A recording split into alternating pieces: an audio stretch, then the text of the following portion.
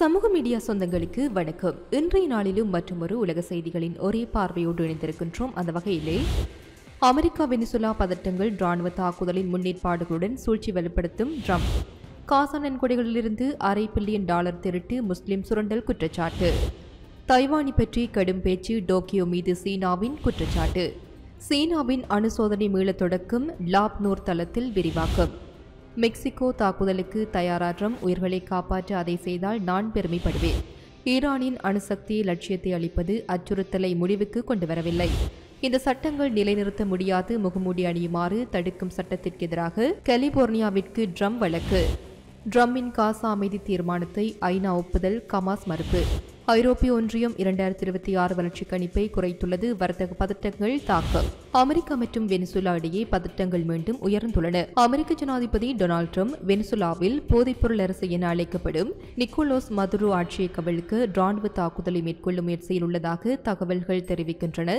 இந்த சூழ்நிலையில் அமெரிக்க கடற்படையின் தலை சிறந்த விமான தாங்கி கப்பலான USS Gerald R Ford Caribbean கடற்பகுதியில் நிலைநிறுத்தப்பட்டுள்ளது. இது ஆராய்ச்சியாளர்களிடையே அதிக கவலையை ஏற்படுத்தியுள்ளது.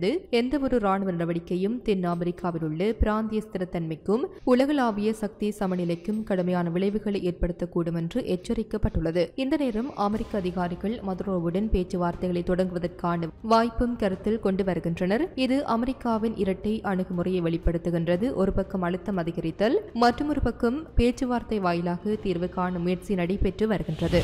காசாவில் மனிதாபிமான நிதி திரட்டு முகாமை முன்னிட்டு முஸ்லிம் சகோதரத்துவம் திரட்டிய நன்கொடைகளில் $500 பில்லியன் துஷ்பிரயோகம் செய்ததாக கடுமையான குற்றச்சாட்டுகள் எழுந்துள்ளன. எகிப்திய ஆராய்ச்சியாளர் மகர் பர்காலி தெரிவிக்கையில், இந்த மோசடி சம்பவம் இஸ்ரேலிய இயக்க வரலாற்றிலேயே மிகப்பெரிய திருட்டு ஊழல் என்று குறிப்பிடப்பட்டுள்ளது. இடம்பெற்றுள்ள மோசடி முஸ்லிம் சகோதரத்துவத்தால் 2013 முதல் துருக்கியிலிருந்து செயல்படும் வக்ப் அல் உம்மா என்ற அமைப்பின் மூலம் நடத்தப்பட்டது. காசா என்ற பெயரில் நடைபெற்ற ஒரே நிதி திரட்டு முயற்சியில் இந்த நிதி தவறான வழிகளில் பயன்படுத்தப்பட்டதாகவும் காசாவில் இடம்பெயர்ந்த மக்களுக்கு உதவியது எனும் பெயரில் திரட்டப்பட்டதாகவும் கூறப்படுகின்றது. கமாசலிய செயலாளர் காலித் மன்சூர் 2024 ஜனவரியில் இந்த மோசடியை வெளிச்சத்திற்கு கொண்டு வந்தார். சமூக ஊடகங்களில் தொடர்ந்து பதிவு செய்து அவர் வக்ப் அல் உம்மா மற்றும் அதனுடன் தொடர்புடைய நபர்கள் மீது ஊழல் குற்றச்சாட்டுகளை முன்வைத்தார். இது தொடர்பாக கமாஸ் அறிக்கை வெளியிட்டு அந்த அமைப்புடன் எந்தவொரு தொடர்பும் இல்லை என்றும் அதன் பேரில் நன்கொடைகளை திரட்ட அனுமதி அளிக்கப்படவில்லை என்றும்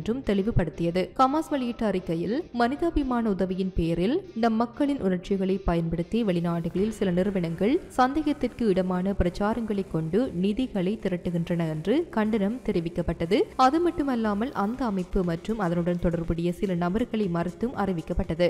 மகர் பர்காலியின் கூற்றுப்படி, வக்ப் அல் உம்மா அமைப்பு துருக்கியில் மாநாடுகள், அல் ஜசீரா போன்ற ஊடகங்களில் விளம்பரப்படுத்தல் மற்றும் பல மத தலைவர்களின் ஆதரவு மூலம் மாபெரும் சந்தைப்படுத்தலை நடத்தியது. இந்த முறையில் மக்கள் நன்கொடைகளை அளிக்க தூண்டப்பட்டதாக அவர் கூறுகின்றார். காசா மனிதாபிமான நிதி திரட்டல் வேலைகளில் வெளிப்பட்ட இந்த நிதி மோசடி சம்பவம் மத்திய கிழக்கு பகுதியில் இயங்கும் அறக்கட்டளைகளின் நம்பகத்தன்மைக்கு கேள்விக்குறி எழுப்புகின்றது.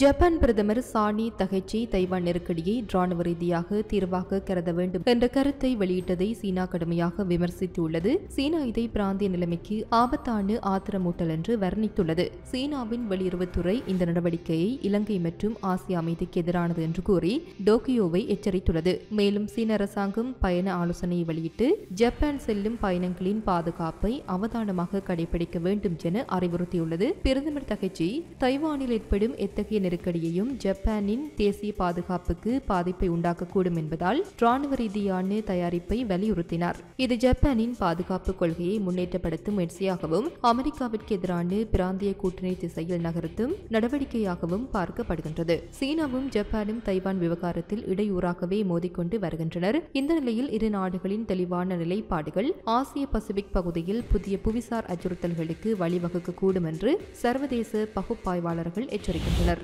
சீனா தனது லாப் நூர் அணு ஆயுத சோதனை தளத்தை நவீனமயமாக்கி வருவதாக செயற்கைக்கோள் படங்களால் வெளிப்படையாக்கியுள்ளது. இதன் மூலம் பெய்ஜிங் அணு ஆயுத சோதனைகளை மீண்டும் தொடங்க செயற்பாடுகளை மேற்கொண்டு வருவது உலக சமூகத்தில் பரவி வரும் கவலையாக இருக்கின்றது. சமீபத்தில் வெளியாகியுள்ள புதிய செயற்கைக்கோள் படங்களில் சீனாவின் சின்ஜியாங் மாகாணத்தில் உள்ள லாப் நூர் தளத்தில் புதிய கட்டடங்கள் துளையிடும் பகுதிகள் மற்றும் நவீனமயமாக்கும் பணிகள் நடைபெற்று வருவது தெல்ல தெளிவாக காட்டுகின்றது. இது அணு ஆயுத சோதனைகளுக்கான தயாரிப்பு நடவடிக்கைகளாக இருப்பதாக கருதப்படுகின்றது. சீன அரசு எந்தவொரு சமீபத்திய அணு ஆயுத சோதனைகளையும் மேற்கொள்ளவில்லை என்று மறுக்கின்றது. பெய்ஜிங் அதிகாரிகள் இவை சாதாரண செயல்பாடுகள் எனவும் எந்தவொரு சோதனைகளுக்கும் தயாராக இல்லை என்றும் தெரிவித்துள்ளனர். அணு ஆயுத பரவலை தடுக்கும் முயற்சிகளுக்கு இது சவாலாக உள்ளது. உலக சக்திகள் குறிப்பாக அமெரிக்கா சீனாவின் இந்த நடவடிக்கையை மிகுந்த கவனத்தோடு கண்காணித்து வருகின்றன. பல ஆய்வாளர்கள் இந்த விரிவாக்கம் சவால் நிறைந்த பாதுகாப்பு சூழ்நிலைக்கு வழிவகுக்கும் என எச்சரிக்கின்றனர். சீனாவின் அணுசக்தி அமைப்பின் இந்த புதிய நகர்வு மாபெரும் சக்திகளுக்கு இடையே உருவாகும் ஆயுத போட்டியின் புதிய அத்தியாயத்தையும் புவிசார் அரசியல் சமநிலையில் மாற்றத்தையும் காட்டுகின்றது. அமெரிக்காவில் போதைப்பொருள் அச்சுறுத்தல் அதிகரிக்கும் போது மெக்சிகோவிற்கு எதிராக ராணுவ பாய்ச்சல் செய்து போதைப்பொருள் கடத்தலை நிறுத்துவது பரவாயில்லை என அமெரிக்க ஜனாதிபதி டொனால்ட் ட்ரம்ப் தெரிவித்தார். வெள்ளை மாளிகையில் செய்தியாளர்களிடம் தெரிவித்ததாவது, அவர் போதைப்பொருள் கார்டல்களை போர் அளவிலான அச்சுறுத்தல் என வர்ணித்தார். அமெரிக்கா மெக்சிகோவிற்குள் தாக்குதல் நடத்தினாலும் சரி என்றும் அதை செய்தால் நான் பெருமைப்படுவேன் எனவும் ட்ரம்ப் வலியுறுத்தினார். ஏனெனில் இதன் மூலம் மில்லியன் கணக்கான உயிர்களை காப்பாற்றப் போகின்றோம் என்றார். அந்த தாக்குதலை மெக்சிகோவின் அனுமதியுடன் மட்டுமே நடத்த வேண்டுமா என்று கேட்கப்பட்ட போது ட்ரம்ப் நேரடியாக பதிலளிக்க மறுத்தார். அந்த கேள்விக்கு நான் பதிலளிக்க மாட்டேன் என தெரிவித்த அவர், தாம் மெக்சிகோ அதிகாரிகளுடன் தொடர்பில் இருப்பதாகவும் அவர்கள் என்னை நன்றாகவே அறிந்தவர்கள் எனவும் கூறினார். எங்களுக்கு ஒவ்வொரு வழியும் தெரியும். ஒவ்வொரு போதைப்பொருள் கடத்தல்காரரின் நகரமும் வீட்டின் முகவரியும் தெரியும். அவர்கள் நம் மக்களை கொண்டு வருகின்றனர் என அவர் மேலும் குறிப்பிட்டார். இதற்கு இணையாக மெக்சிகோ ஜனாதிபதி கிளாடியா ஷின்பாம் மெக்சிகோவின் ஒப்புதல் இல்லாமல் எந்த வெளிநாட்டு ராணுவ நடவடிக்கையும் நடக்காது என உறுதியளித்துள்ளார். இதற்கு முன்னர் NBC வெளியிட்ட தகவலின்படி அமெரிக்க நிர்வாகம் மெக்சிகோவிற்கு படையினரை அனுப்பி கார்டெல் தலைவர்களை துரத்தும் புதிய உத்தியை பரிசீலித்து வந்தது. அரசியல் மற்றும் பாதுகாப்பு நிலை விளிம்புகளுக்கு இடையே தீர்வு தேடும் ட்ரம்பின் இந்த கருத்துக்கள் அமெரிக்கா மெக்சிகோ உறவுகளில் புதிய அத்தியாயத்திற்கு வழித்தடமாகலாம். ஜூன் மாதத்தில் இஸ்ரேலுடன் நடந்த போரினால் தாக்கமடைந்த ஈரான் அணுசக்தி திட்டம் இடிந்து விழுந்தது என்று இஸ்ரேல் மற்றும் அமெரிக்காவிற்குள் ஒத்த கருத்து உள்ளது. சுமார் 20,000 மைய விளக்குகள் அளிக்கப்பட்டும் யுரேனியம் செறிவூட்டல் நிறுத்தப்பட்டும் ஈரான் தனது அணுசக்தி திட்டத்தை மீண்டும் உருவாக்க போராடுகின்றது. அதற்கு பிறகும் அச்சுறுத்தல் முடிவடையவில்லை. மாறாக பிராந்தியம் முழுவதும் அது பரவுவதற்கான வாய்ப்பு அதிகரித்துள்ளது. ஈரானின் அணுசக்தி உள்கட்டமைப்பு குலைந்தாலும் அதன் கவனம் தற்போது வேகமாக வளர்ந்து வரும் ஏவுகணைகளின் குவிப்புக்கு மாறியுள்ளது. 2025 ஆண்டுக்குள் 2500 ஏவுகணைகள் இருந்ததால் 2026க்குள் அந்த எண்ணிக்கை 6000 ஆகவும் 2028 ஆண்டில் 10,000 ஆகவும் அதிகரிக்க முடியும் என கணிக்கப்படுகின்றது. இவற்றின் குறிவைக்கும் இடங்களில் இஸ்ரேல் மட்டுமன்றி சவுதி அரேபியா, ஐக்கிய அரபு, எகிப்து, ஜோர்டான் போன்ற அரேபிய நாடுகளின் தலைநகரங்கள் மற்றும் எண்ணெய் ஊழியங்களும் அடங்கும். கூட்டுவான் மற்றும் ஏவுகணை பாதுகாப்பு அமைப்புகள் உருவாக்கப்பட வேண்டும். பெரிய அளவிலான தாக்குதலுக்கு பொதுவான எச்சரிக்கை மற்றும் பதிலடி யூகங்கள் வகுக்கப்பட வேண்டும். ஈரானின் உற்பத்தி மற்றும் விநியோக படைகள் பற்றி பகிர்ந்து தகவல் பரிமாற்றம் அவசியமாகின்றது.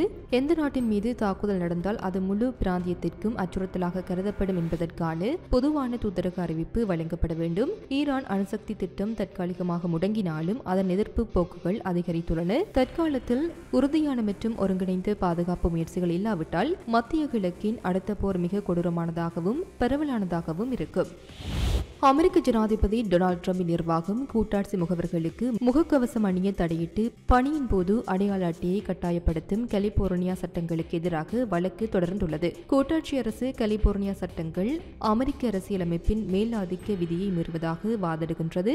அதன்படி கூட்டாட்சி சட்டங்கள் மாநில சட்டங்களை விட உயர்நிலை பெறும். கூட்டாட்சி முகவர்கள் முகக்கவசம் அணியாது செயல்பட வேண்டிய நிலை உருவாக்கப்பட்டுள்ளதால் அவர்களின் அடையாளம் வெளிப்படும் அபாயம் அதிகரிக்கின்றது. அட்டர்னி ஜெனரல் பாம்பாண்டி கருத்தின் அடிப்படையில் சட்ட அமலாக்க அதிகாரிகள் அமெரிக்க மக்களின் பாதுகாப்பிற்காக தங்கள் உயிரை பணியம் வைக்கின்றார்கள். கலிபோர்னியா மத்திய அரசின் அதிகாரிகளுக்கு எதிராக பாகுபாடு காட்டி அவர்களின் பாதுகாப்பை தகர்க்கும் சட்டங்களை உருவாக்குவது ஏற்றுக்கொள்ளக்கூடியது அல்ல. இந்த சட்டங்கள் நிலைநிறுத்தப்படாது என்றார். கலிபோர்னியா மாநிலம் சட்ட அமலாக்கம் பகுதியில் தனிச்சுயாட்சி நடைமுறையை பின்பற்றி வருவதாக பொதுவாக நம்பப்படுகின்றது. குடியேற்றம் தொடர்பான நடவடிக்கைகளில் கூட்டாட்சி அதிகாரிகளுக்கு எதிரான ஏற்பாடுகள் இதற்கு முன்னரும் ஆய்வுக்கு உட்பட்டது. இந்த வழக்கின் தீர்வு கூட்டாட்சி மற்றும் மாநில அதிகாரங்களுக்கு இடையேயான அதிகார சமநிலைக்கு முக்கிய உதாரணமாகலாம் என அரசியல் பார்வையாளர்கள் கூறுகின்றனர். சமீபத்தில் ஐக்கிய நாடுகள் பாதுகாப்பு கவுன்சில் அமெரிக்க ஜனாதிபதி டொனால்ட் ட்ரம்பின் காசா அமைதி திட்டத்தை ஆதரிக்கும் ஒரு தீர்மானத்தை ஏற்றுக்கொண்டது. இந்த திட்டம் காசாவில் 2 ஆண்டுகளாக நடந்து வரும் போரை நிறுத்தவும், பந்தய கைதிகளை விடுவிக்கவும், பின்னர் அந்த பகுதியின் மறுகட்டமைப்பை மேற்கொள்ளவும் உருவாக்கப்பட்டுள்ளது. இடைக்கால நிர்வாக அமைப்பாக அமைதி கவுன்சில் அமைப்பதற்கு மற்றும் காசாவிற்கு சர்வதேச உறுதிப்படுத்தல் படைகளை அனுப்புவதற்கு இந்த தீர்மானம் ஆதரவு அளிக்கின்றது. காசாவின் ராணுவ மையத்தை சீரமைத்தல், ஆயுதங்கள் அகற்றுதல், ராணுவ கட்டமைப்புகளை அளித்தல் போன்றவற்றை சர்வதேச படைகள் மேற்கொள்ள அனுமதி அளிக்கின்றது. ஹமாஸ் இந்த தீர்மானத்தை பற்றி கடுமையாக எதிர்ப்பு தெரிவித்து தங்கள் ஆயுதங்களை கைவிட தயாரில்லை என கூறியது. இந்த தீர்மானம் காசா மீது சர்வதேச பாதுகாப்பு அமைப்பு திணிக்கின்றது என்று கூறி அதை நிராகரித்தது. இஸ்ரேல் பிரதமர் பெஞ்சமின் நெதன்யாகு பாலஸ்தீனியத்தை உருவாக்குவதற்கு தமது எதிர்ப்பை மீண்டும் உறுதிப்படுத்தினார். அமெரிக்க தூதர் மைக் வால்ட்ஸ் இந்த தீர்மானம் காசாவை பயங்கரவாதத்தின் நிழலிலிருந்து விடுவிக்கப் போகிறது என்று கூறினார். ரஷ்யா மற்றும் சீன தூதர்கள் இந்த தீர்மானம் காசாவின் எதிர்காலத்தில் ஐநாவின் பங்கை தெளிவாக சொல்வதில்லை என கூறி வாக்களிப்பிலிருந்து விலகினார்கள். இந்த தீர்மானம் காசாவில் நிலைமை சீராகும் என்ற நம்பிக்கையை தூண்டும் வகையில் இருந்தாலும் ஹமாஸ் மற்றும் இஸ்ரேல் ஆகிய இரு தரப்புகளின் எதிர்ப்பு காரணமாக அதன் நடைமுறைப்படுத்தல் சவாலாக உள்ளது. ஐரோப்பிய ஒன்றியம் அதன் 2025 பொருளாதார கணிப்பு வெளியிட்டிருக்கின்றது. இதில் உலகளாவிய வர்த்தக பதற்றங்களின் தாக்கத்தால் EU மற்றும் ஐரோப்பிய பகுதியில் 2026 குறைந்த வளர்ச்சியை எதிர்பார்க்கின்றது. குறிப்பாக அமெரிக்கா மற்றும் சீனாவிற்கு இடையிலான தொடர்புகளின் சிக்கலான சூழல் இந்த முடிவுக்கு வழிவகுத்துள்ளது. அமெரிக்கா மற்றும் சீனாவை உள்ளடக்கிய பெரும் வர்த்தக முரண்பாடுகள் ஐரோப்பிய ஏற்றுமதி மற்றும் முதலீடுகளில் அழுத்தத்தை ஏற்படுத்தியுள்ளது. பொருளாதார வளர்ச்சி முன்னதாக கணிக்கப்பட்டதை விட தளர்வாக இருக்கும் என்று EU தெரிவித்துள்ளது. பயனாளர்கள், முதலீட்டாளர்கள் மற்றும் தொழில்கள் எதிர்கால அசாதாரணத்தை எதிர்கொள்ளும் நிலையில் உள்ளன. 2025 காலப்பகுதியில் ஐரோப்பிய பகுதியில் GDP வளர்ச்சி குறைந்தாலும் சில துறைகள் தொடர்ந்து வளர்ச்சியை காண்கின்றன. ஆனால் 2026 வளர்ச்சி விகிதம் முன்பை விட சற்று குறைவாக இருக்கும் என்று EU கணிக்கின்றது. EU தனது வளர்ச்சியை முன்னோக்கி செல்ல கவனம் செலுத்தினாலும் உள்ளக மாற்றங்கள், வணிக கையொப்பங்கள், புது தொழில்நுட்பம் ஆகியவற்றின் மூலம் வளர்ச்சியை நோக்கி நகர முடியும் என பொருளாதார நிபுணர்கள் நம்புகின்றனர். தொடர்ச்சியான வர்த்தக பதற்றத்தால் ஏற்படும் தாக்கங்களை எதிர்கொள்வதில் ஐரோப்பிய ஒன்றியம் தன்னுடைய பொருளாதார நிலைப்பாட்டை வலுப்படுத்த முக்கிய கட்டங்களை எடுக்க வேண்டிய நேரம் இது என்பது குறிப்பிடத்தக்கது. இத்துடன் குறித்த காணொளி நிறைவு பெறுகின்றது. இது தொடர்பிலான உங்களுடைய கருத்துக்களை கமெண்ட் வாயிலாக தெரிவிக்கலாம். இது போன்ற பல செய்திகளை தெரிந்து கொள்ள நம்முடைய சமூக மீடியா யூடியூப் சேனலை சப்ஸ்கிரைப் செய்து அருகில் உள்ள பெல் பட்டனை கிளிக் செய்யுங்கள். மேலும் செய்திகளை உடனுக்குடன் தெரிந்து கொள்ள சமூகமீடியா.com என்ற இணையதளத்தின் வாயிலாக எங்களுடன் இணைந்திருங்கள்.